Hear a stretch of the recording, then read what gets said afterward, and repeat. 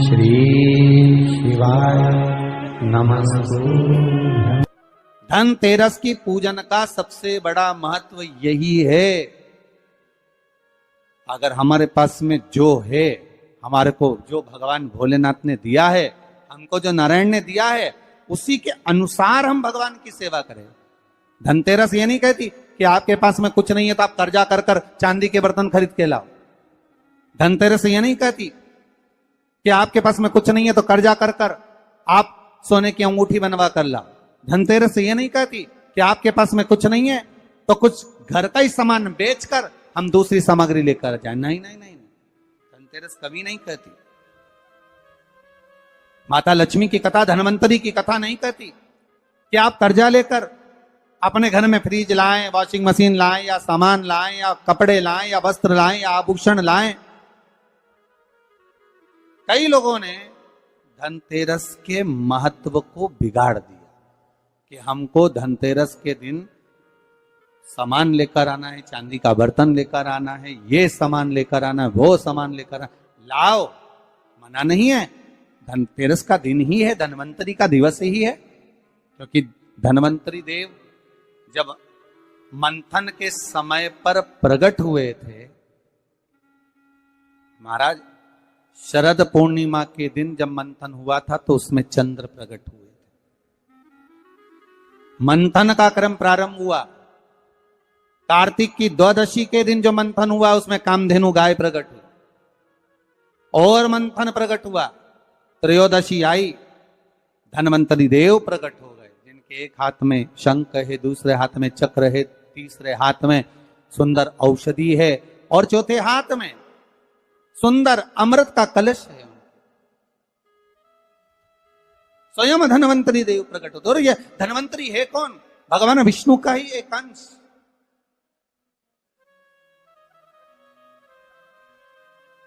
त्रयोदशी को धनवंतरी देव प्रकट हो गए। चतुर्दशी आई, मां कालका प्रकट हो गई। अमावस्या आई, माता लक्ष्मी प्रकट हो गई। ऐसे मंथन में निकल रहा। पर धनवंतरी के हाथ में अमृत कलश है। इसलिए हमारे यहां हिंदू धर्म में ये रीति रही है कि धनतेरस के दिन कोई सामग्री खरीदी जाती है, पीतल की, तांबे की, कोई वस्तु हम खरीदते हैं। पर आज का समय का जो फैशन बढ़ता गया तो कहा साहब चांदी के बर्तन खरीदना जरूरी है, चांदी का सामान खरीदना जरूरी है, सोने का पात्र, सोने की वस्तु खरीदना जरूरी है, ये सामग्री खरीदना। तो यहाँ शास्त्र नहीं कह रहा कि महाराज इतने महंगे महंगे पदार्थ खरीदो और घर में कर्जा कर लो। शास्त्र तो यह कहता है कि धनवंतरी की पूजन करना है आपको। अगर आप एक सामग्री भी लेकर आ रहे हैं तो उसमें आपका भाव जुड़ा होना चाहिए, कर्जा नहीं जुड़ा होना चाहिए।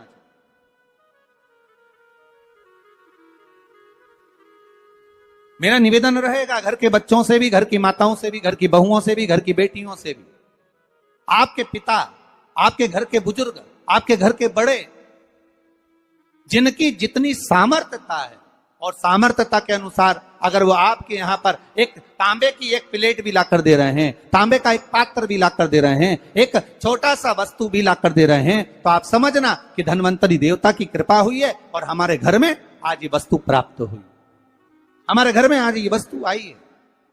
उसी को आप स्वर्ण की मान ले, उसी को आप चांदी की मान ले और उसी का पूजन करें। महाराज धनतेरस की कथा तो आप लोगों ने श्रवण करी होगी पहले।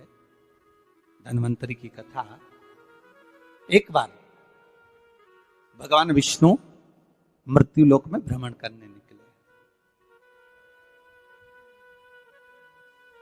और भगवान विष्णु जब मृत्यु लोक में भ्रमण करने के लिए निकलते हैं, बड़े आनंद में जा रहे हैं। देवऋषि नारद उनका दर्शन कर रहे हैं। श्री नारद जी महाराज देख रहे हैं भगवान विष्णु जा रहे हैं, माता लक्ष्मी इनके पीछे पीछे चली। भगवान विष्णु ने पलटकर देखा, लक्ष्मी आप कहां आ रही हो? लक्ष्मी जी बोली, प्रभु मेरे को आपके साथ चलना। भगवान बोले, लक्ष्मी आप हमारे पीछे, हम दक्षिण की ओर जा रहे हैं और आप हमारे पीछे पीछे आ रही हो, इस दक्षिण की ओर आपको नहीं आना चाहिए, आप रुको। लक्ष्मी जी मानी नहीं। भगवान विष्णु लक्ष्मी जी से तुरंत, लक्ष्मी कहां जा रही हो? आपको मालूम है ये दक्षिण दिशा है जहां मैं जा रहा हूं, सुनो आप यहां प्रवेश ना करिए। लक्ष्मी जी कहती नहीं स्वामी, मैं आपके पीछे पीछे चलूंगी। लक्ष्मी जी को खूब समझाया भगवान विष्णु ने, नहीं मानी मां लक्ष्मी। जाने के लिए आतुर हो गई, जाने लगी।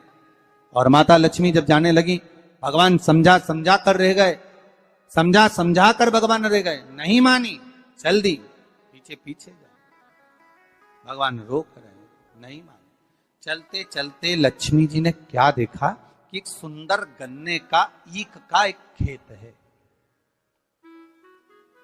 आपने देखा होगा, जितने भी लोग इस पावन धन्वंतरी कथा को सुन रहे हैं, धनतेरस के पावन कथा को श्रवण कर रहे हैं, उन्होंने देखा होगा कि जब दिवाली की पूजन होती है तो दीपावली की पूजन में कई जगह पर गन्ने को, ईख को पूजन में रखा जाता है।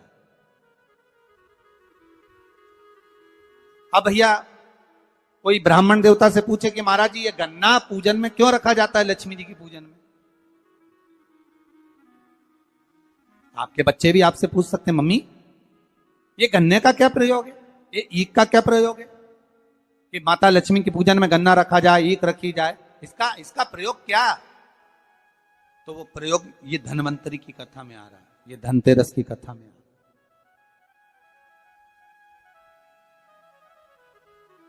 महाराज, हिंदू धर्म के अंतर्गत भगवान की पूजन में जो जो सामग्री चढ़ती है उसका कहीं ना कहीं कुछ ना कुछ प्रमाण जरूर रहता है, जरूर। अगर भगवान पर कोई वस्तु चढ़ी है, हमारे भोलेनाथ जी पर अगर धतूरा चढ़ा है, बेलपत्र चढ़ा है, समी पत्र चढ़ा है, हमारे भोलेनाथ जी पर अगर श्वेत पुष्प चढ़ा है, श्री गणेश जी महाराज को कहीं दुर्वा चढ़ी है, मां जगत जननी जगदम्बा को लाल पुष्प समर्पित किए गए हैं, उसका प्रमाण कहीं ना कहीं हमारे शास्त्रों में मिलता ही है। उसका प्रमाण हमारे शास्त्रों में मिलेगा। गन्ने का, ईख का प्रमाण यहां आता है धन्वंतरी की कथा में कि माता लक्ष्मी गन्ने के खेत को देखकर, माता लक्ष्मी ईख के खेत को देखकर रुक गई और ईख के खेत को देखकर रुकी और भगवान विष्णु आगे बढ़ गए। गन्ने के खेत को जब माता लक्ष्मी ने देखा, उसमें से एक गन्ने का टुकड़ा, एक ईख का टुकड़ा माता लक्ष्मी ने तोड़ लिया।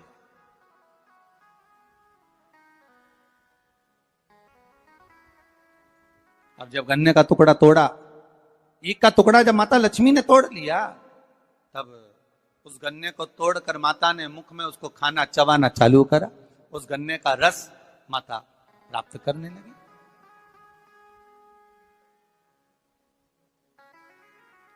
उस गन्ने के रस को, उस शुगर को, गन्ने के उस रस को, ईख के उस रस को माता लक्ष्मी आराम से प्राप्त कर रही हैं और भगवान आगे निकल गए। लक्ष्मी जी रुक गई।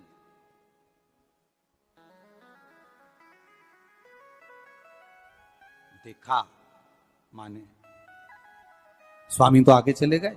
स्वामी ने पलटकर देखा, लक्ष्मी गई कहां?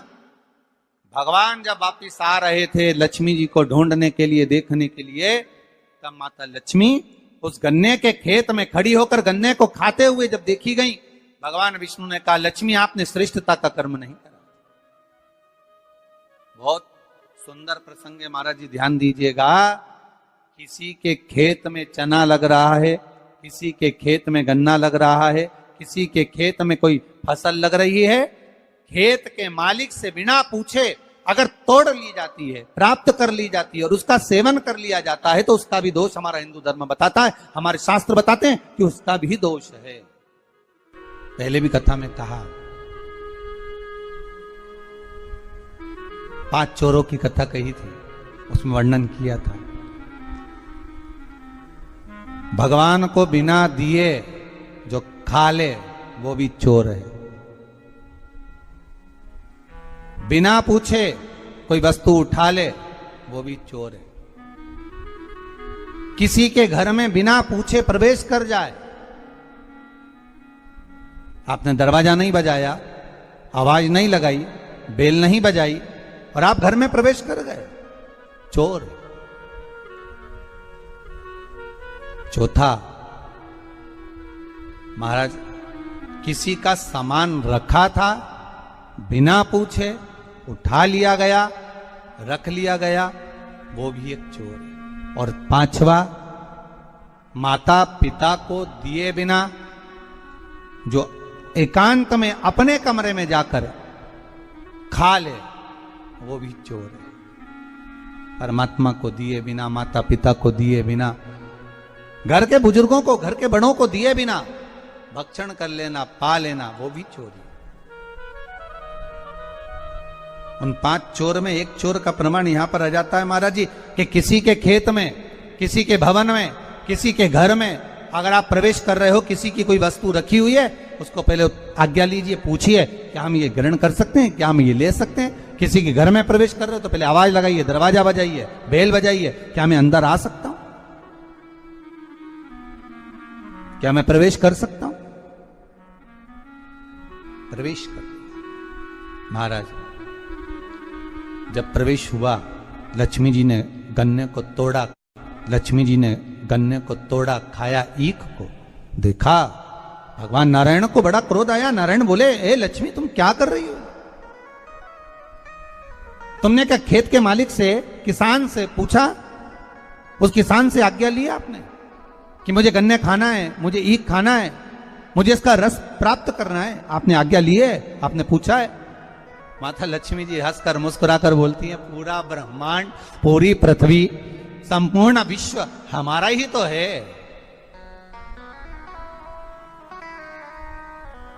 ये संपूर्ण ब्रह्मांड, संपूर्ण विश्व हमारा ही तो है। हम पूछें और हम आज्ञा लें तब प्रवेश करें, ये नहीं हो सकता। भगवान को क्रोध आ गया। भगवान ने कह दिया, लक्ष्मी तुमने इस किसान के घर में उसके बिना पूछे गन्ने को तोड़कर, ईख को तोड़कर तुमने उसका रस लिया है। 12 वर्ष तक तुम्हें किसान के घर में रहकर किसान की सेवा करना पड़ेगा। 12 वर्ष तक आप उस घर में प्रवेश कर रहिए और उनके यहां सेवा करिए। करो सेवा। मुझसे गलती हो गई, आप अपने चरणों से मुझे दूर ना करें। भगवान कहते हैं, सुनो लक्ष्मी, तुम्हें 12 वर्ष तक उस किसान के घर में, उस किसान के खेत में रहना ही पड़ेगा, रहना ही पड़ेगा। आपको किसान के खेत में रहना, ठीक है। लक्ष्मी जी रह रही हैं, किसान के यहाँ सेवा कर रही हैं। ऐसी रही लक्ष्मी मैया कि किसान के घर में धन, वैभव, सत्ता, प्रतिष्ठा सब मिल गई, सब कुछ आ गया किसान के घर में, सब कुछ। अब एक दिन 12 वर्ष जब पूर्ण हो गए, भगवान लक्ष्मी जी को ढूंढने के लिए निकले। लक्ष्मी जी से कहा, चलो आ जाओ। अब तो किसान को लगा कि मेरे घर में ये बूढ़ी माँ जब से रह रही है, तब से हमारे घर में वैभव ही वैभव। अब इसको कौन जाने देगा?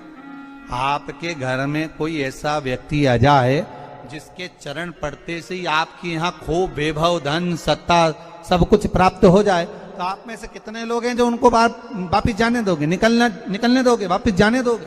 हो ही नहीं जाने।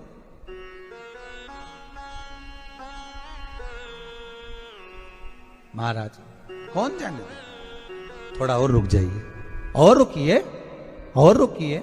माता जाने का कहती हैं, किसान रोक लेता है। एक दिन भगवान विष्णु ही आ गए उस किसान के घर पर, और भगवान नारायण किसान के घर पर पहुंचे और पहुंचकर कहा, अब हमको, ये लक्ष्मी है, हमें जाना है, आप हमको जाने दीजिए। किसान को कहा, किसान पहचान नहीं पा रहा। भगवान बुजुर्ग का रूप रख कर आए, जैसे लक्ष्मी एक बूढ़ी का रूप रखकर सेवा कर रही है, उसी तरह किसान भी बूढ़े का रूप रखकर सेवा कर रहा है। महाराज भगवान ने किसान को कहा कि तुम गंगा नहा कर आओ, तब हम जाएंगे। गंगा नहाते समय किसान के हाथ में कौड़ी दे दी। 4 कौड़ी लेकर किसान गंगा नहाने गया।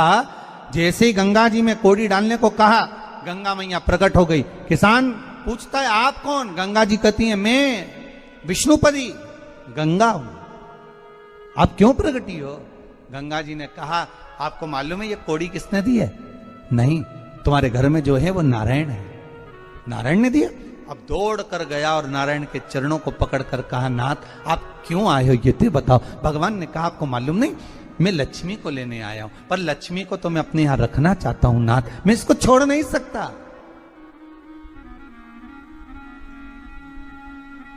मैं लक्ष्मी जी को छोड़ नहीं सकता, मैं इनको लेकर जाऊं। किसान रोने लगा। तब भगवान नारायण ने धनतेरस की पूजन का महत्व समझाया। तब भगवान ने धनतेरस की पूजन का महत्व समझाया। सुनो किसान, मृत्यु लोक में रहने वाला मानव अगर धनवंतरी की पूजन करता है, धनतेरस के दिन कार्तिक महीने में पड़ने वाली सुंदर त्रयोदशी तिथि को जो धनवंतरी की पूजन करेगा, उसके घर से लक्ष्मी कभी बाहर नहीं जाएगी। नारायण जैसे बोले तो किसान तुरंत प्रसन्न हो गया। प्रभु प्रभु आप मुझे वो उपाय, आप मुझे वो पूजा का प्रयोग, आप मुझे वो महत्व उस धनवंतरी पूजन का, उस धनतेरस की पूजन का बता दीजिए, जिससे मेरा कल्याण हो जाए, जिससे मेरा उद्धार हो। भगवान विष्णु बोले, किसान सुनो, ये धनवंतरी मेरा ही एक अंश होता है।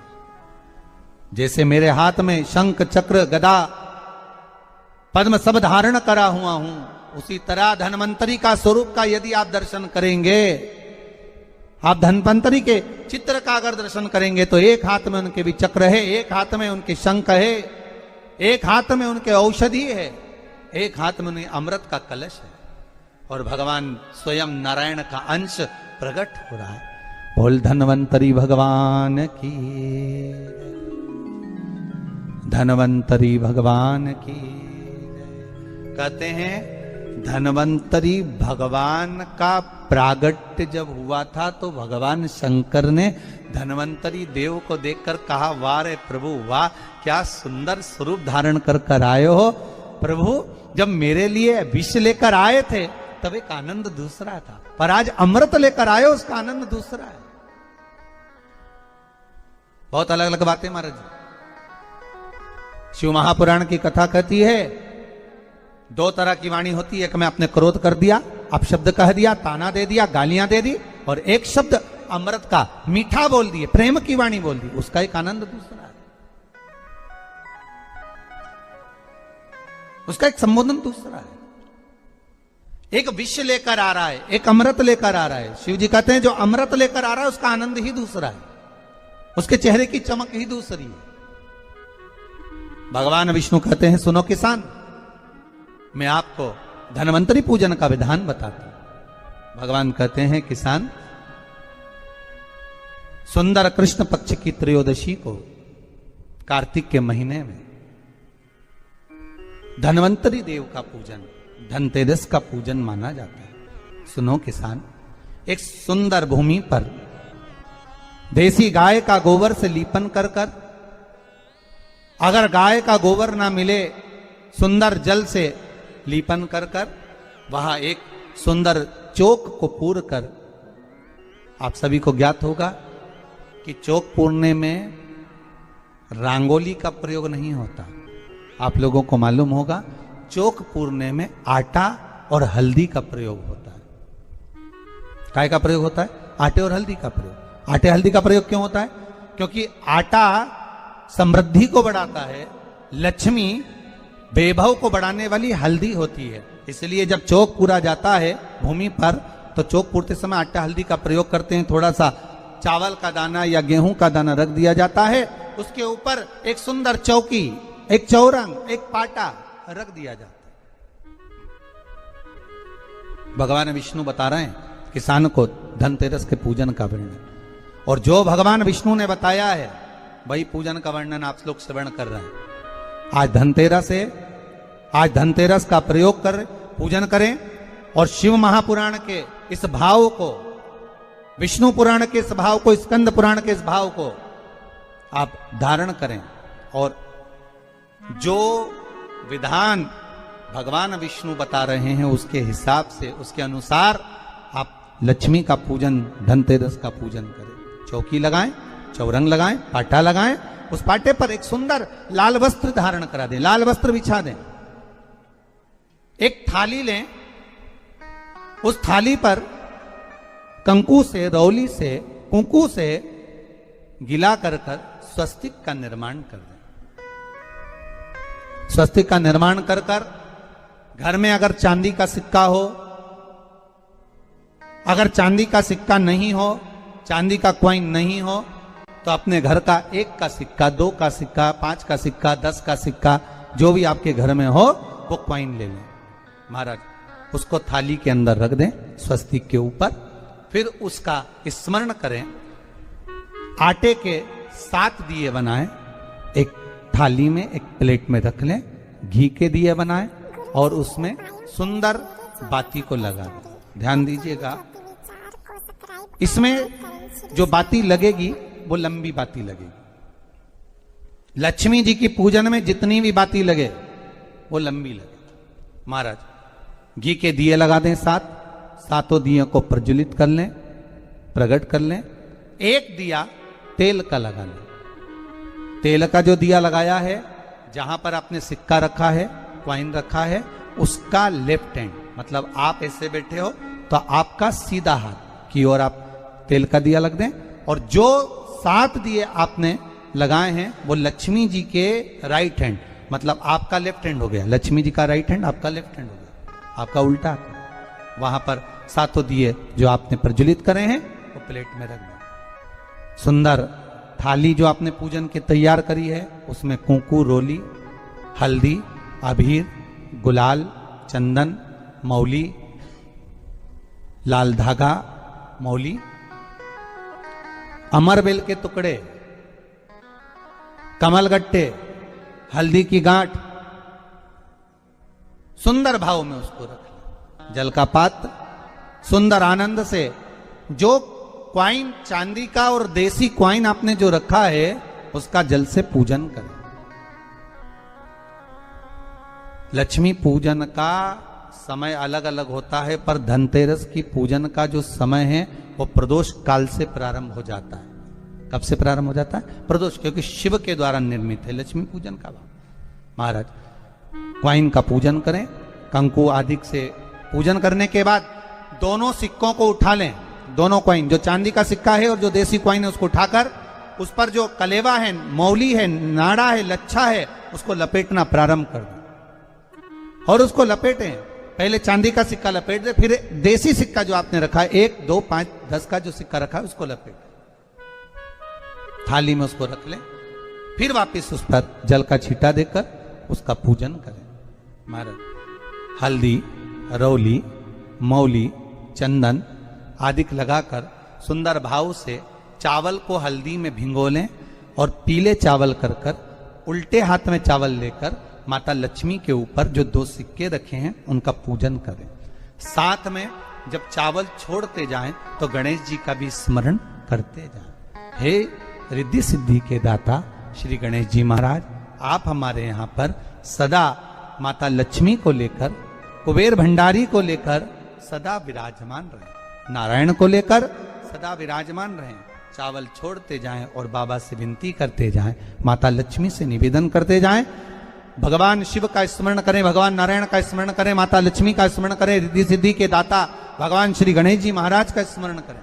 छोड़ते जाएं। जब चावल पूर्ण छोड़ देवें, पूजन पूरी तरह से हो जाए, तब महाराज 7 सुंदर आनंद से अमरबेल के टुकड़े, अमरबेल वृक्ष पर एक पीले कलर की बेल चलती है, पीली, उसमें पत्ते नहीं होते, वो किसी भी वृक्ष पर डली रहती, वो अमरबेल कहलाती। ये अमरबेल लक्ष्मी पूजन में, समृद्धि के लिए, मकान के मुहूर्त के समय पर, गृह प्रवेश के समय पर बहुत कार्य आती है। महाराज ये अमरबेल को पानी की जरूरत भी नहीं पड़ती, आप रूप किसी वृक्ष पर डाल दी जाए वो अपने आप फलती चली जाती है। उसी तरह हमारे यहां भी हम भगवान से यही प्रार्थना करते हैं, जैसे अमरबेल बिना पानी पड़े भी किसी भी वृक्ष पर डाल दी जाए पनपती जाती है, बढ़ती चली जाती है। ऐसे हमारे घर में बेभव लक्ष्मी बढ़ती जाए। अमर बेल के 7 टुकड़े, कमल गट्टे 7, हल्दी की गठान 7 माता लक्ष्मी को समर्पित कर दें। दोनों हाथों में हल्दी पिसी हुई लीजिए और माता लक्ष्मी के ऊपर उसे चढ़ाना प्रारंभ कर दीजिए। 7 बार पिसी हुई हल्दी वो सिक्कों पर चढ़ा दें, अपनी मनोकामना कर कर अपने घर में माता लक्ष्मी को विराजमान करने के लिए। जब हल्दी पूर्ण चढ़ जाए, हाथ में कुंकू ले लीजिए, रोली ले लीजिए, उस रोली कुंकू को भी माता लक्ष्मी को समर्पित करिए।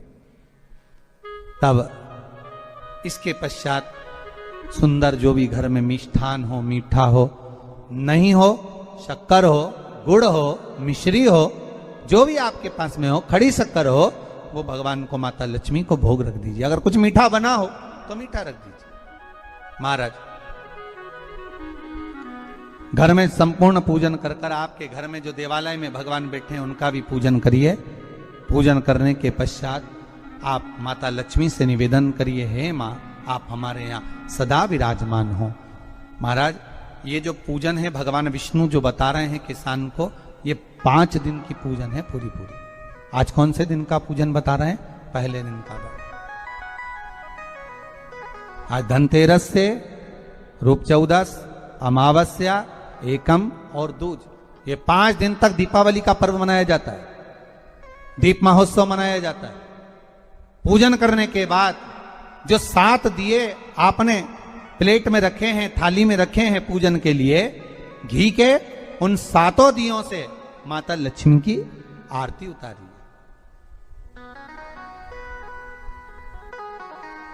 उन 7 दियों से माता लक्ष्मी का पूजन करिए। माता लक्ष्मी से विनती करिए, मां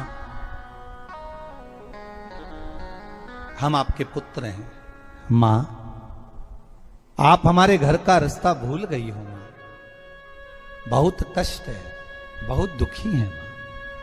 पर भगवान शिव पर विश्वास कर कर, कुबेर भंडारी पर, कुबेरेश्वर महादेव पर विश्वास कर कर, भगवान नारायण के सुंदर प्रसंगों पर विश्वास कर कर, मां भगवान शंकर का अनुमोदन कर कर, हे मां आप हमारे घर में विराजमान हो, मां आप हमारे मार्ग को, हमारे घर को, हमारे घर के रास्ते को, हमारे घर के द्वार को आप भूल गई हो मां।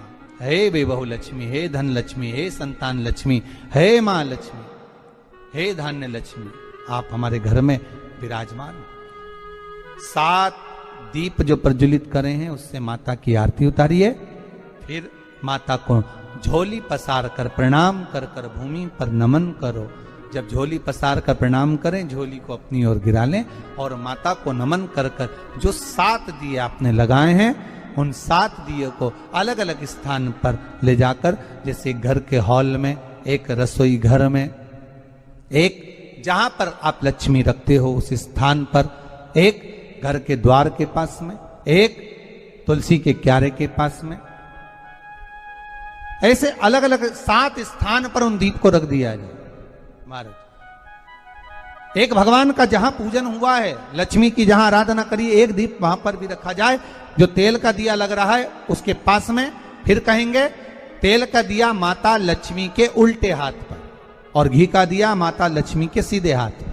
मतलब जो सिक्के आपने रखे हैं उस सिक्के का उल्टा हाथ तेल का, मतलब आपका सीधा हाथ होगा जहां तेल का दिया रखाएगा, और जहां आपका उल्टा हाथ होगा जहां पर घी का दिया लगाएगा, वहां माता जी का सीधा हो गया, आपका उल्टा हो।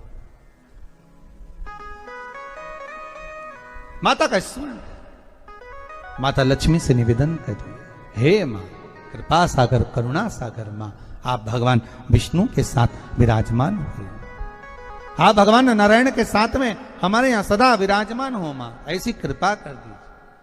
महाराज मां से विनती कर कर बड़ा उत्साह, बड़ा उमंग, बड़ा आनंद रखना, ये भाव रखना घर में। भगवान विष्णु कहते हैं किसान से, हे किसान आपने अगर धन्वंतरी की पूजन करी है, धनतेरस की पूजन करी है, कोई वस्तु, कोई सामग्री अगर आप लेकर आए हो, कोई पात्र लेकर आए हो, कोई तांबे का पात्र लाए हो, जो भी वस्तु आप नहीं लेकर आए हो उसका भी पूजन उसी दिन कर लेना चाहिए।